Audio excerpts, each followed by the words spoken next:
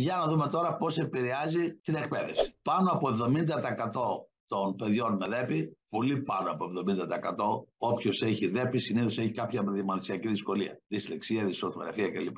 90% χαμηλότερη επίδοση από αυτήν που θα είχαν σύμφωνα με την ευφυΐα τους και τον χρόνο που αφιερώνουν. 1 στα 3 παιδιά δεν ολοκληρώνει το Λύκειο. Προσέξτε, αυτό είναι πολύ σημαντικό. Αν δεν ολοκληρώσει το Λύκειο και δεν μορφωθεί, δεν έχει πολλές πιθανότητες διακρίσεως στη ζωή.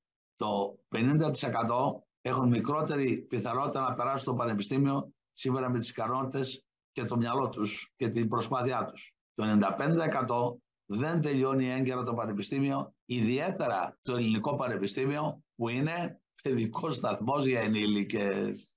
Άμα θέλεις πας στα μαθήματα, άμα δεν θέλεις δεν πας. Άμα θέλεις δίνεις 1, 2, 3, 10, 30, 50 φορές το μάθημα μέχρι να βαρεθεί ο καθηγητής και να πει άστο να το βάλω ένα 5 να φύγει, δεν θέλω να τον ξαναβλέπω. Ιδιαίτερα να προσέξουν οι γονείς, τα παιδιά που έχουν ΔΕΠΗ, όταν πάνε από ένα περιβάλλον οργανωμένο, δηλαδή όταν διαβάζουν για να δώσουν τις πανελλήνιες, γνωρίζουν ότι την τάδε ώρα θα πάει στο φροντιστήριο, την τάδε ώρα θα φάει κτλ.